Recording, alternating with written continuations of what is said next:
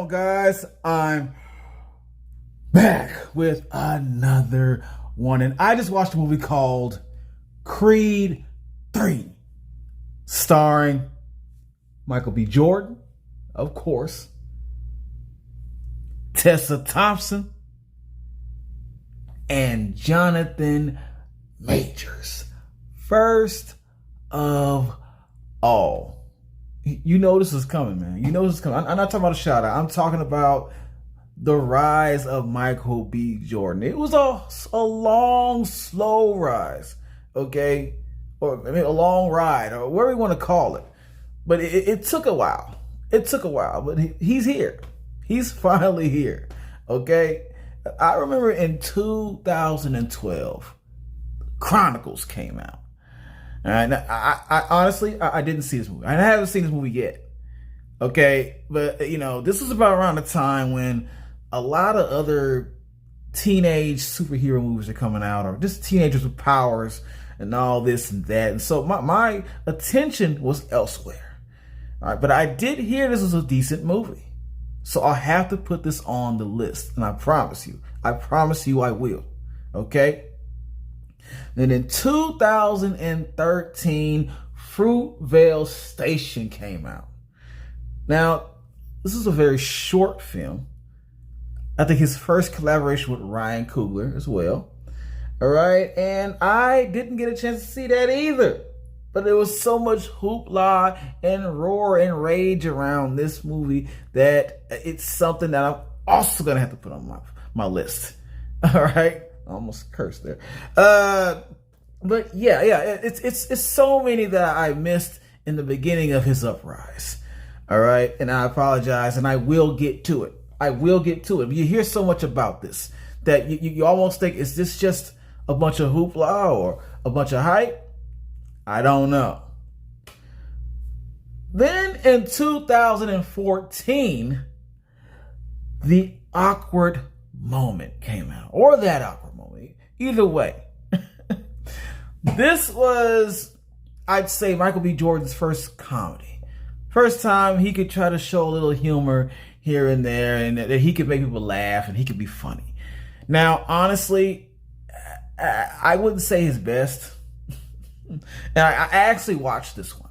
This is the actual movie, the actual first movie that I really did watch from Michael B. Jordan. And it was a bit of a cheesy first impression on him. All right. It felt like he was trying to be the next Will Smith. Who's not trying to come up? Not in those ways. All right. But just like as far as the fame. Okay.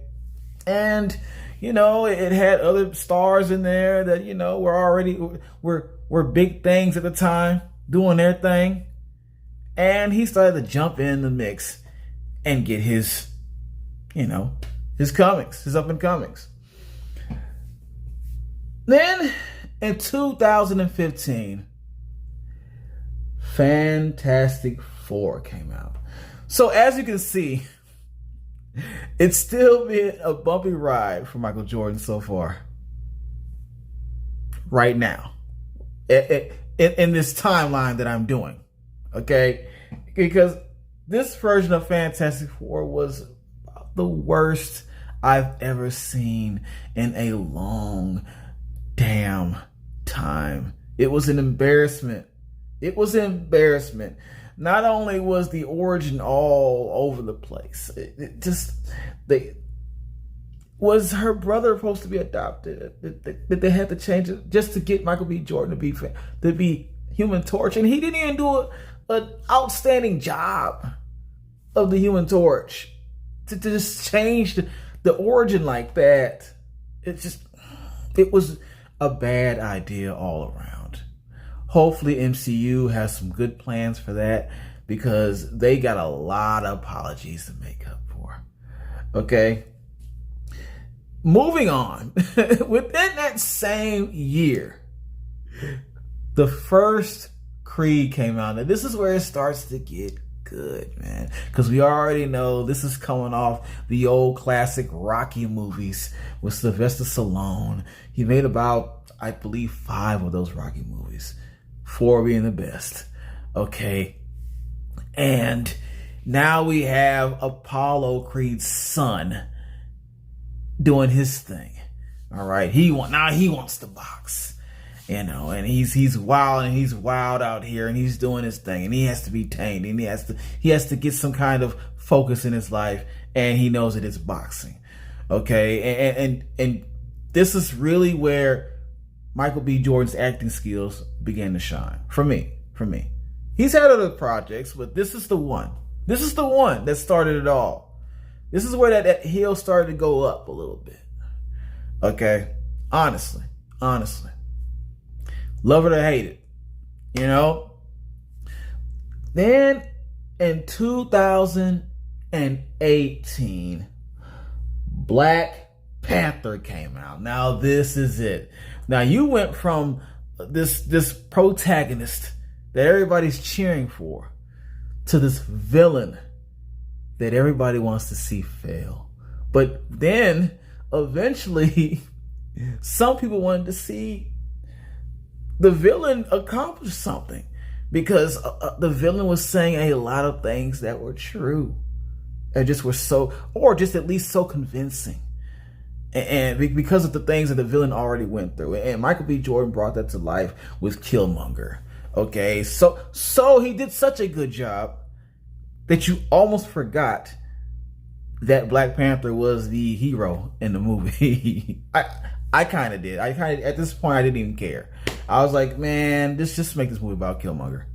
All right, he won me over. I'm on his side. Okay, the scene where he comes in and he's all about, hey, auntie, and that was not in the script. That was not in the script, man. So at this point, Michael B. Jordan was getting better and better with that. Those good old acting skills. I guarantee he took the show for Black Panther. All right. The first one. Within that same year, Creed 2 came out. Another hit. Another easy hit. Automatically. All right.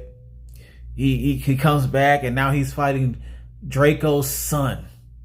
All right. Who's like a freaking house. He's a house. He's a refrigerator, pretty much. He's fighting. All right, with arms. And it's a very interesting storyline, and it ends well. It's one of those decent sequels. All right, it didn't have a sequel curse. It was a decent sequel, and Michael B. Jordan brought his acting skills to this as well. His developed and up-leveled acting skills that he had at the time. All right, so you knew it was getting better and better from here on out with Michael B. Jordan.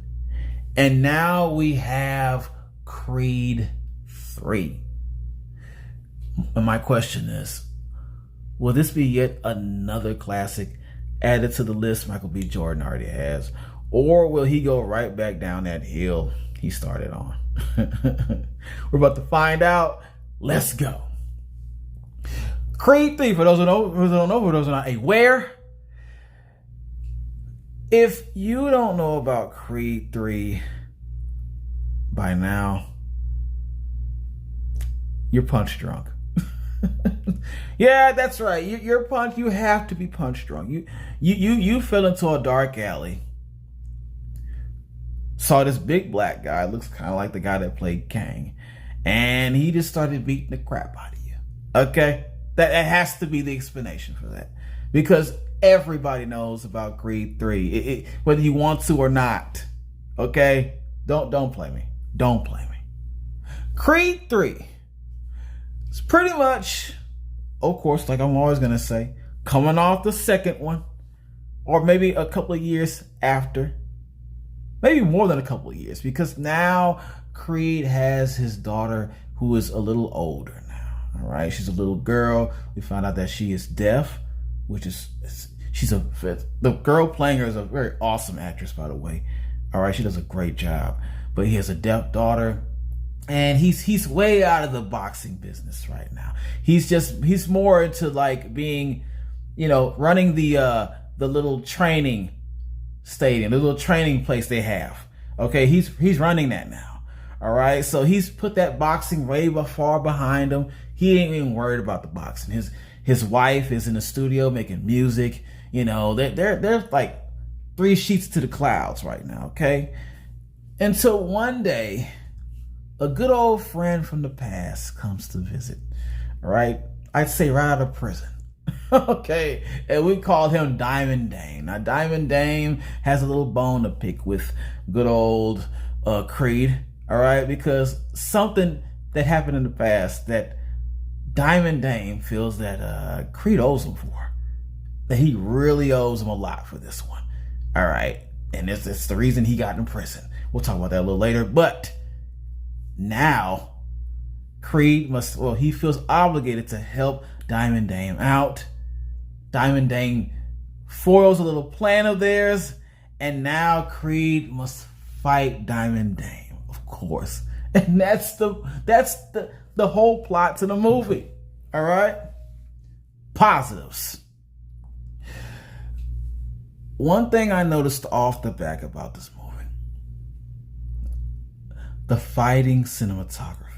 All right, when they showed Creed getting that ring for that last fight, I think it was the last fight he had before he just put it all down.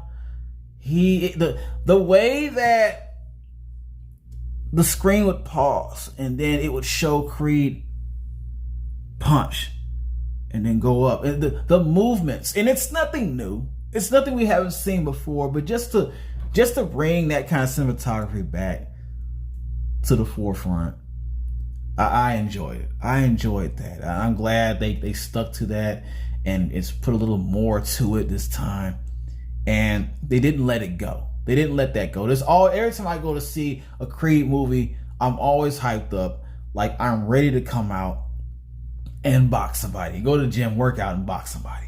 All right, their cinematography always gives me the inspiration to do that. All right, that's a very good thing. That's a very good thing about these Creed movies and the Rocky movies. And the Creed just carried on the tradition of that, of giving you that feeling when you walk out of a theater.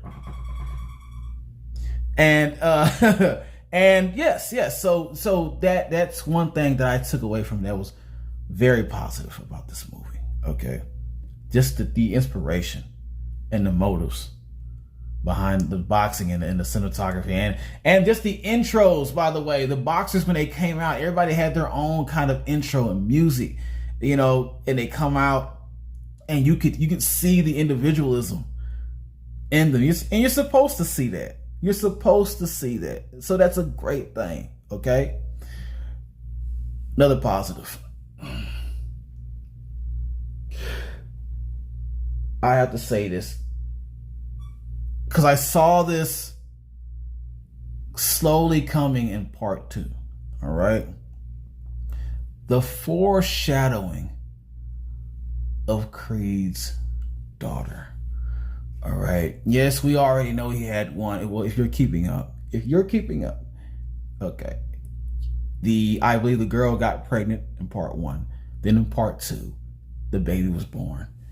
And now part 3, the daughter is a much older person. And the daughter loves to fight. I predicted this. I predicted that the daughter would get into boxing as well. Or she would want to box just like her dad. I predicted that so quick in part 2. I said, I bet you they'll come back sooner or later and the daughter is going to be more involved in wanting to fight and just, you know, be just like her dad. I guarantee you this. It's not going to be her mom. She wants to be like, nope, sorry. It's going to be the dad. All right. And I was so right. I was right on the money with that. She's getting into trouble at school, knocking girls out. Okay. With the old 1s and 2s. All right. And her dad's like, okay, now I gotta kind of teach you how to swing those hands. All right. I love that part about the movie. I love that I was right. Of course. My last positive about this. Adonis and Diamond Dame's complicated past. All right. Now, like I mentioned earlier, it was a reason that Dame went to prison, and it was definitely something dealt with Adonis. All right, it's Adonis' fault. I'll explain that later, but just know, because of this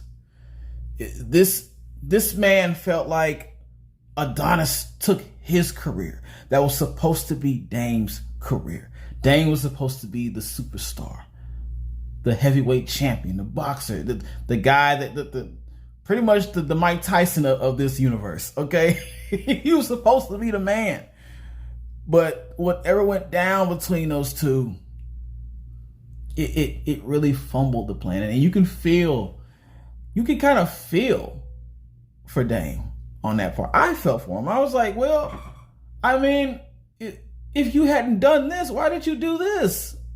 This man did this for you. You did this. You started this. I'm not going to say too much. You started this. And then Dame jumped in and he had your back. And then you do that? I felt so much for Dame. And I think the movie was trying to make you do that, and it accomplished that. It accomplished that easily. Okay? when you side with the villain, sometimes that's a good thing. In this case, it was. Because they accomplished their goal on that side. Negatives. I want to say, first of all, Adonis made a very bad decision with Dame. Okay? Dame just came out of prison. Now, I understand Dame was wronged. All right? But Dame's he's not stable. Okay? So, for you to be so desperate to put Dame against one of your boxers that works under you, and this guy is knocking people out. He's doing his job. He's one of the heavyweight, the champions right now. Okay? I'm not even sure he's a heavyweight or not, but he's a champion of something. All right? And you are so desperate to get him a new contender that you see Dame, you're like, hey Dame, you want that chance?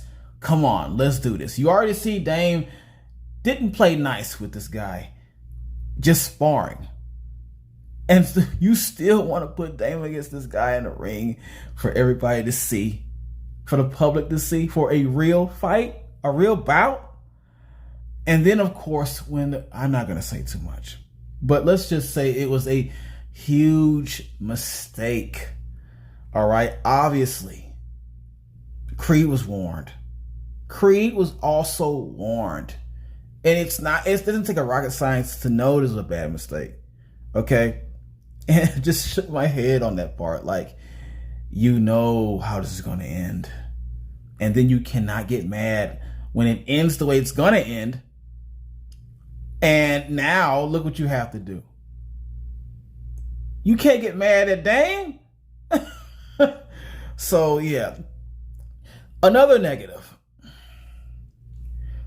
This is going to be an unpopular opinion about this movie, but I don't care. Adonis and his mother were the fault of the beef between Dame and Creed. Okay? Dame and Adonis. All right? Without saying too much, the mother kept something from Creed. Okay, while Dame was locked up the entire time, that she should have, no matter how she felt about it, she should have at least let Creed decide for himself what he wants to do with that situation and that information given to him. Okay, let's just put it like that. Then, on the other hand, Creed never reached back out to Dame after what he did in the midst of it all. Okay, some might disagree with me, but this is the way I'm thinking. Creed never even attempted, even if you didn't get certain information because of the mother, still, you know he's locked up. You're even old enough to write back. Try to call somebody.